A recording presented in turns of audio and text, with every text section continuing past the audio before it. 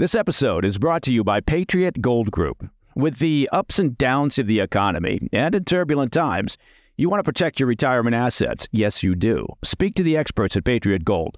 They've been the top-rated gold IRA dealer for 7 years in a row. Think about that. 7 years in a row, the top-rated gold IRA dealer.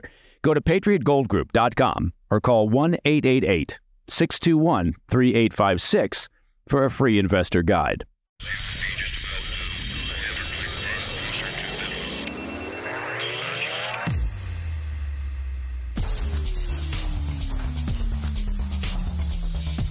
It's Thursday, 18 July. Welcome to the PDB Afternoon Bulletin. I'm Mike Baker, your eyes and ears on the world stage. All right, let's get briefed. We'll start with another update on the assassination attempt on former President Trump, as investigators digging into the shooter's background and profile uncover a foreboding social media post put out by Thomas Crooks ahead of the Saturday rally in Pennsylvania. Also, Ukraine launched a massive aerial drone offensive against Russian forces in occupied Crimea on Wednesday night, forcing Moscow to withdraw the last warship in their decimated Black Sea fleet from the region. But first, our afternoon spotlight. Beginning with our continued coverage of the attempt on the life of former President Trump, investigators have uncovered a disturbing social media post as they attempt to piece together a motive for the shooting. Now, while authorities are still struggling to determine what motivated 20-year-old Thomas Matthew Crooks, they found a message posted to the gaming platform Steam that they believe he authored. The brief post states, quote, "July 13 will be my premiere. Watch as it unfolds," end quote. And that's according to a report from ABC News. As you know, the attempted assassination resulted in one round grazing Trump's ear, the death of one attendee, and critical injuries to two others. Investigators said that in addition to the social media post, they found searches for both Trump and President Biden on Crooks' phone.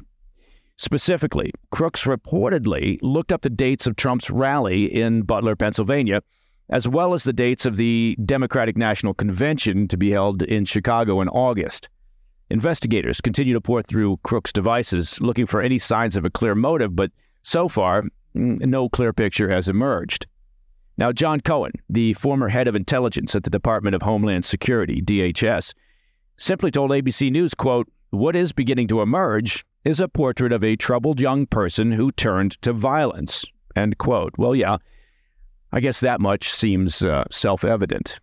As we've noted, the shooter largely does remain an enigma. He's got virtually no social media footprint, and though investigators have scoured his devices, they haven't found anything indicating Crooks' political views. As we previously reported here on the PDB, most of Crooks' classmates said if he had strongly held political beliefs, he didn't make them known in school. And as far as public records go, well, they show he was registered as a Republican, but also once donated to a progressive political action committee back on January 20th, 2021, and that was the day that President Biden was sworn into office. While the question of motivation remains unclear, what is becoming clear is that the U.S. Secret Service failed to properly secure the rally and communicate with local authorities, and for that, once again, I'm awarding myself the PDB Statement of the Obvious Award. As we touched on this morning, we've learned that local police warned the Secret Service ahead of the rally that they would be unable to secure the building used by the would-be assassin, contradicting claims made by Secret Service Director Kimberly Cheadle that local authorities had been tasked with securing the building's outer perimeter.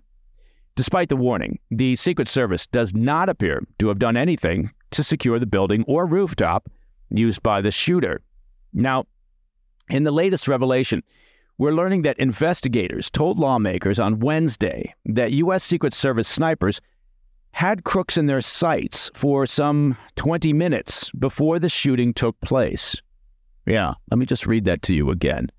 We're learning that, according to investigators that talked with lawmakers, U.S. Secret Service snipers had Crooks, the shooter, in their sights for some 20 minutes before the shooting took place.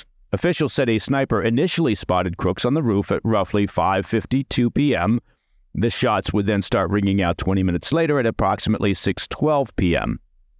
We haven't heard any explanation for what occurred during those critical 20 minutes, although video shows a sniper team adjusting their position roughly 3 minutes before the shooting begins. Adding to the questions, officials told lawmakers that Crooks was identified as a person of interest a full hour before the shooting. Calls have grown, of course, for Secret Service Director Cheadle to resign, but so far, she's vowed to stay on because, well, she's been around long enough to know that in Washington, D.C., you rarely have to take responsibility for anything. Lawmakers have apparently grown frustrated, have they, over the lack of information coming out of the Biden administration. The Department of Homeland Security reportedly postponed several scheduled briefings earlier this week, and many lawmakers said Wednesday's briefing was completely lackluster. Now, how in hell do you have a lackluster briefing about an assassination attempt on a former president and current presidential nominee? I mean, look, I've been in a lot of boring and lackluster briefings, but that's because the subject matter was boring and lackluster. I mean, this was a briefing on an assassination attempt. If you can't put together a high-speed, informative, and attention-grabbing briefing on that, well, you should probably get out of the briefing business. Several angry Republican lawmakers subsequently confronted Cheadle Wednesday evening at the Republican National Convention. Senator Marsha Blackburn of Tennessee, Senator John Barrasso of Wyoming, along with several others, can be seen on video demanding answers and accusing her of stonewalling. They said she refused to provide basic answers to their questions at the briefing earlier on Wednesday, saying Cheadle claimed it, quote, was not the time nor place. Blackburn added, quote, she can run, but she cannot hide, because the American people want to know how an assassination attempt was carried out on former President Donald Trump, end quote. Look, I run an intelligence and security company that includes a very successful crisis communications service line, if I do say so myself. So while I'm not an expert, I do have some insight into the art of crisis communications. The way that Cheadle, the Secret Service, DHS, and ultimately the White House are handling this goat rope, well, it's the opposite of effective crisis communications. They're compounding the crisis. They're making a very bad situation worse by not, apparently, understanding that immediately after the attempt, they needed to be extremely forthcoming, clear, and transparent as possible. Coming up after the break, Ukraine launched a massive aerial drone offensive against Russian forces in occupied Crimea on Wednesday night, dealing a major blow to Moscow's Navy. I'll be right back. Welcome back to the Afternoon Bulletin. Dozens of Ukrainian drones swarmed Crimea overnight, escalating Kyiv's aerial campaign against Moscow's forces in the occupied peninsula. The barrage exposed Russia's major naval vulnerabilities, forcing the withdrawal of Russia's last warship from their decimated Black Sea fleet from Crimean waters. The Moscow-installed head of Sevastopol confirmed that the city came under attack by drones from both air and sea. Residents reported loud explosions as footage shared on Telegram showed Russian defenses firing toward the sea at night, accompanied by explosions. Ukraine has been conducting frequent and successful attacks against Crimea. That's a region annexed by Russia back in 2014. This region has since been a flashpoint in the ongoing war between the two nations. Now, these strikes often focus on air defense batteries and Russia's Black Sea fleet via anti-ship missiles and aerial and sea drones. Earlier this year, Ukrainian forces claimed to have decimated a third of the fleet, leading to the UK's Ministry of Defense declaring it functionally inactive in March of this year. The latest drone attack intensified Ukraine's targeting of Russian energy and military sites supporting the war effort. As mentioned, a spokesman for the Ukrainian naval forces announced on Facebook, which is where you make all your major military announcements, that amid the barrage of drone attacks, Russia withdrew its last remaining warship from its Black Sea fleet in Crimea, rendering the naval hub ineffective.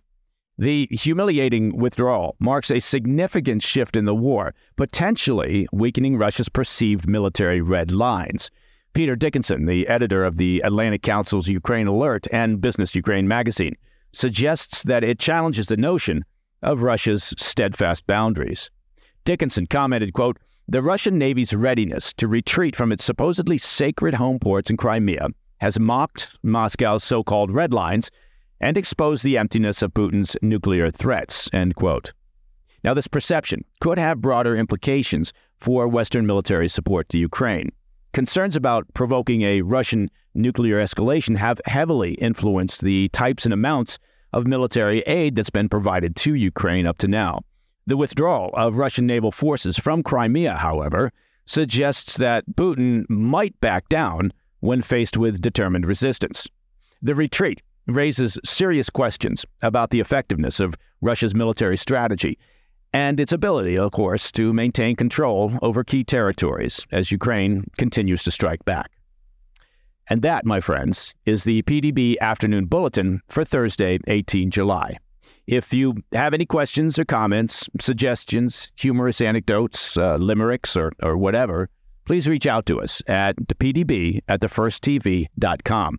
As you know, we gather up the best questions that are sent to our PDB staff and crack team of interns every month, and we put together what we call the Ask Me Anything podcast sessions.